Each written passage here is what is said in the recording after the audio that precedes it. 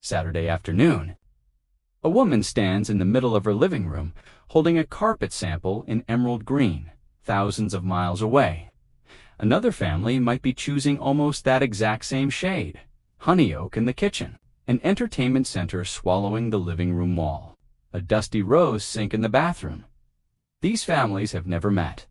But by the end of the 1980s, millions of American homes started to feel like they'd been decorated.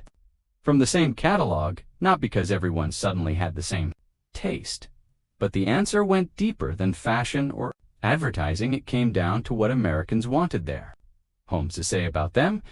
We'll come back to that at the end. For now, let's start with the one thing you could barely walk into an 80s living room without seeing. Part 1. The carpet sample. Walk in.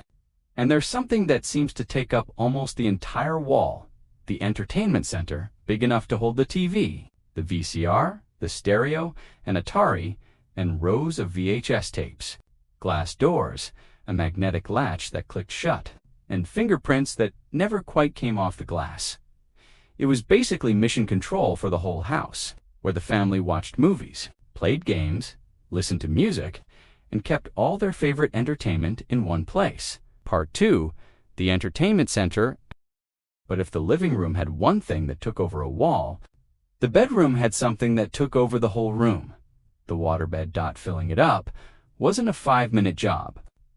Families would run a hose in from the nearest tap, then wait, sometimes half the afternoon. Once it was full, it was almost too heavy to move.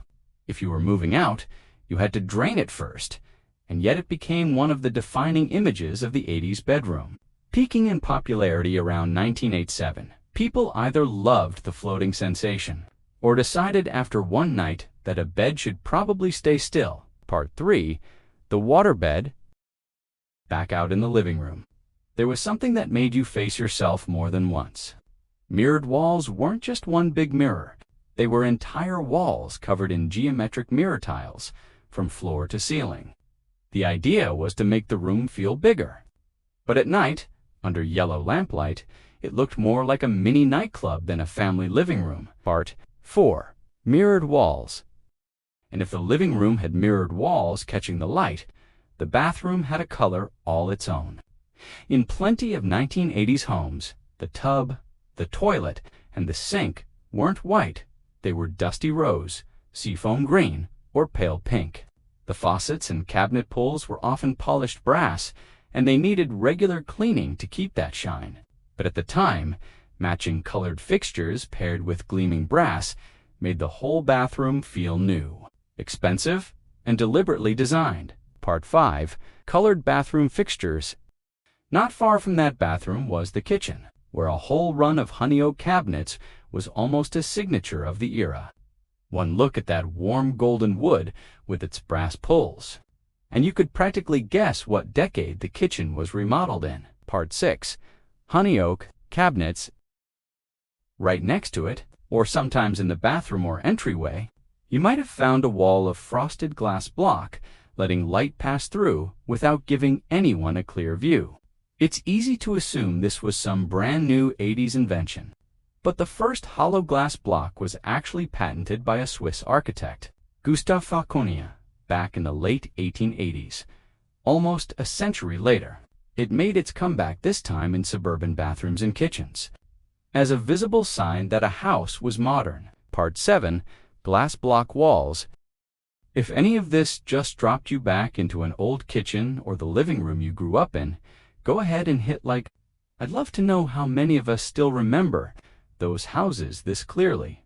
But some of the boldest patterns of the 80s came from somewhere else entirely. An apartment in Milan. Zigzags and bright bursts of color on a bedspread or a side table. There's a good chance they were influenced by Memphis design. The movement was born in Milan at the end of 1980, named after a Bob Dylan song that kept playing on repeat that night. Within a few years, commercial versions of that one strange style were showing up everywhere on MTV, in ads, on school supplies, in American teenagers' bedrooms. Part 8. Memphis design. But not every 80s trend needed a whole design movement behind it. Some just needed a color. If there's one color that can drop you right back into an 80s living room in a heartbeat, it's probably mauve, that dusty pink purple that felt soft, polished, and just a little upscale. Mauve showed up on curtains, carpet, and sofas, usually alongside other soft pastels and Southwestern-inspired tones. On their own, each piece looks gentle enough. Put them all in one room, and you know exactly what decade you're in. Part 9, the popcorn ceiling. And if mauve was covering the walls and the curtains and the couch, there was something just as distinctive happening over your head. The popcorn ceiling. Bumpy, speckled, and by the 80s so common that most people stopped even noticing it. Contractors loved it because it went up fast and hid an imperfect drywall job underneath. In later years, as asbestos concerns became more familiar to homeowners, that once convenient ceiling became something many people wanted gone. Part 10, wallpaper, border and porcelain goose. Right below that ceiling, running along the edge of a dining room or bathroom, you might still find a strip of floral wallpaper border, or sometimes a parade of ducks in little bonnets circling the whole room. It showed up in house after house, like everyone was shopping from the exact same catalog, and in more than a few 80s country-style kitchens. There was a smaller house guest that was just as hard to forget, the porcelain goose, standing by the stove, a ribbon around its neck, sometimes even dressed for the season, a Santa hat in December, bunny ears in April. Somehow, one always seemed to turn into a whole flock. If you're picturing the exact goose that stood in your kitchen, go ahead and leave a comment. Part 11, the real meaning. Now, back to the woman standing in her living room, carpet sample in hand.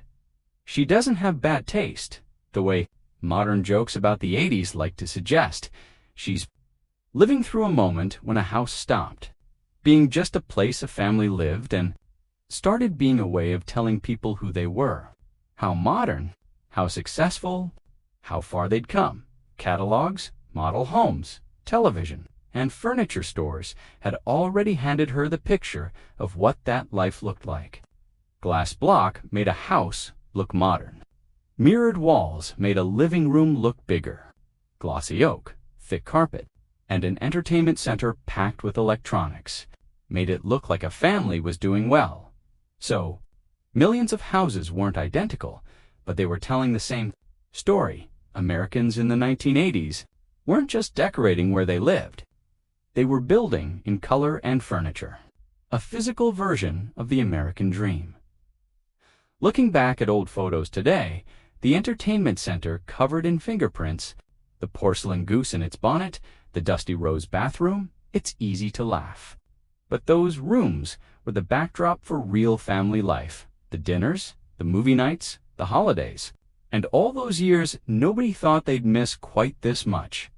If you had, or remember seeing any of these in a house you knew, let us know in the comments which one it was. And if this video brought back a corner of your childhood home, subscribe. There are many more memories of old American life still waiting for us.